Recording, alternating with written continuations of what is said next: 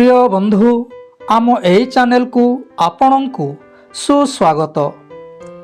आजिर एई भिडियोटीर विषयटी है गणित magic trick बा गणित जादू। शिशुठारु वृद्ध मैजिक देखिबा किंबा देखाइबा को बहुत भल पाती। अतएव आमे एई भिडियोटी गणितर एभली एक मैजिक बा जादू विद्या देखाई अछु जहाकू देखिला मात्रे अन्य जनक मस्तिष्क रे कौन भावुछि कौन हिसाब करुछि एमिति अनेक ता मनरे थिबा घटना बा विषय को अल्प समय रे कहि देई पारिबे। अतएव एही भिडियोटी देखिबा पूर्वरु आम एही भिडियो को गोटे लाइक करी आम एही चैनलटी को सब्सक्राइब करंतु जहा फलरे आंभर आगामी प्रत्येक भिडियोटीर नोटिफिकेशन सर्वप्रथमे आपणक निकटरे ही पहुँची जिवो। तेबे एबे आसंतु आजिर एई भिडियोटी देखिबा ओ मन विचलित गणित मैजिक बा जादू को शिखिबा। तुम सांग हुअन्तु अथवा जेकोसी व्यक्ति हुअन्तु तांको मनरे भाविथिबा संख्याटी को तुमे हठात कहीदे पारिबो। तेबे क्यों ट्रिक बा क्यों कौशल को प्रयोग कले तांको मनर संख्याटी को जानी पारिबो। आसंतु जानिबा। तुम सांग को अथवा जेकोसी व्यक्ति को संख्याटी मनरे भाविबा पई कहिबे। संख्याटी जेते बड़ हेले भी चलिबो। तापरे कहिबे सेही संख्यारे 7 जोग करिबा पई कहिबे।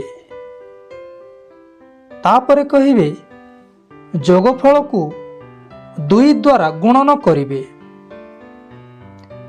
तापरे कहिबे सेही गुणफल रे 16 जोग कर ओ सेही जोगफल रे पुणी 2 गुणन कर। एबे गुणफल को 4 द्वारा भाग कर। तापरे एही भागफलटी तुम बंधु को अथवा सेही व्यक्ति को निश्चय पचारिबो ओ से कहिबे। तापरे तुमे कहि दे पारिबो से मूल संख्याटी केते भाबिथिले। तेबे एहा केपरि संभव आसंतु एक उदाहरण नै जानिबा। मने करा जाऊ एपटे तुम सांग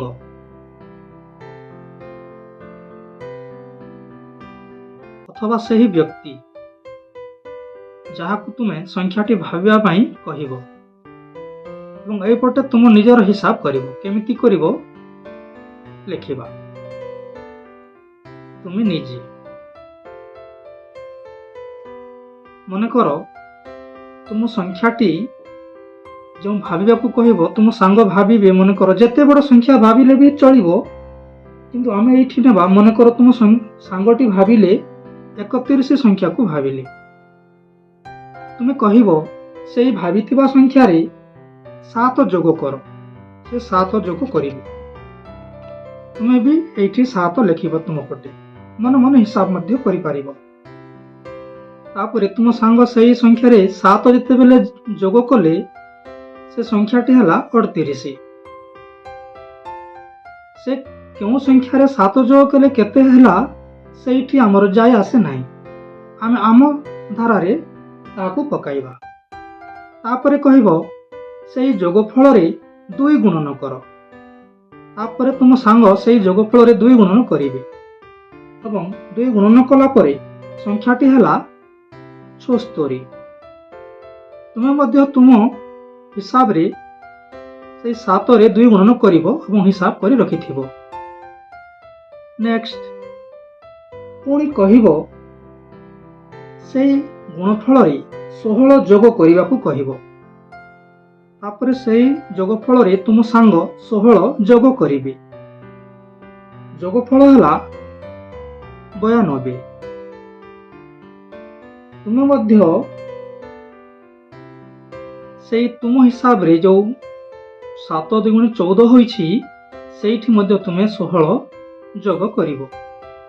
ନେକ୍ସଟ ତୁମ ସାଙ୍ଗକୁ କହିବ ସେଇ ଯୋଗଫଳରେ ପୁଣି 2 ଗୁଣନ କରିବେ। ସେଇ ଯୋଗଫଳରେ ପୁଣି 2 ଗୁଣନ କରିବେ। ତୁମେ ମଧ୍ୟ ତୁମ ଯୋଗଫଳରେ 2 ଗୁଣନ କରିବ।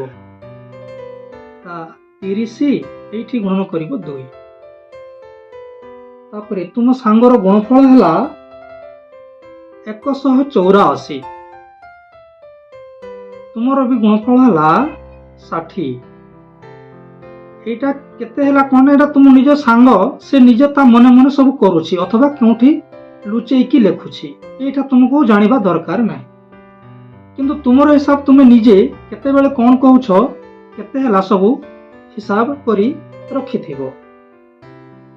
ତାପରେ କହିବ ସେଇ ଗୁଣଫଳ ଯେଉଁ ଯାହା ବି ହେଲା ତାହାକୁ ସମାନ 4 ଭାଗ କର। ତାପରେ ତୁମ ସାଙ୍ଗ ସେଇ ଗୁଣଫଳକୁ 4ରେ ଭାଗ କରିବ। ତାପରେ ହେବ 46। 4 ଦ୍ୱାରା ଭାଗ କଲେ ଭାଗଫଳ ହେବ 46। এই ଭାଗଫଳକୁ ତୁମେ ମଧ୍ୟ ତୁମ ସେଇ ଯେଉଁ 60 ହୋଇଛି ତାହାକୁ ମଧ୍ୟ ତୁମେ 4ରେ ଭାଗ କରିବ। ତୁମର ହିସାବ ହେବ 15। କିନ୍ତୁ এই ଯେଉଁ ଭାଗଫଳ ତୁମ ସାଙ୍ଗ କରିଛନ୍ତି ତାହାକୁ ତୁମେ ଜାଣିବାକୁ ପଚାରିବ। ସେଇ ଭାଗଫଳଟି ତୁମେ ପଚାରିବ। ତାପରେ ସେ କହିବ କଣ? ନାଇଁ ଭାଗଫଳ ହେଲା 46। ତାପରେ ତୁମେ ଏଥର କଣ କରିବ? ସେଇ 46ରୁ এই ଯେଉଁ 15 ପାଇଛ 15କୁ ମାଇନସ୍ କରିଦେବ ଅର୍ଥାତ୍ କାଟିଦେବ। ତାପରେ ମିଳିଯିବ ସେଇ ଭାବିଥିବା ମୂଳ ସଂଖ୍ୟା। ଧନ୍ୟବାଦ ପିଲାମାନେ। ତୁମେ ଯଦି ଏହି ଟ୍ରିକ୍କୁ ଆଉ ଥରେ ଜାଣିବା ପାଇଁ ଚାହୁଁଛ ପୁଣି ଏହାକୁ ରିପିଟ୍ ଦେଖିପାରିବ। ଏହା ବହୁତ ସରଳ ଧାରା ଏବଂ ବହୁତ ପଣ୍ଡିତମାନଙ୍କୁ ମଧ୍ୟ ତୁମେ ଆଶ୍ଚର୍ଯ୍ୟଚକିତ କରିଦେଇପାରିବ। ଧନ୍ୟବାଦ। ଭିଡ଼ିଓଟି କେମିତି ଲାଗିଲା ଆମ କମେଣ୍ଟ ବକ୍ସରେ ନିଶ୍ଚୟ ଲେଖି ଜଣାଇବ ଏବଂ ଆଗାମୀ ଭିଡ଼ିଓକୁ ଦେଖିବା ପାଇଁ ନିଶ୍ଚୟ ସବସ୍କ୍ରାଇବ୍ କରିଥିବ।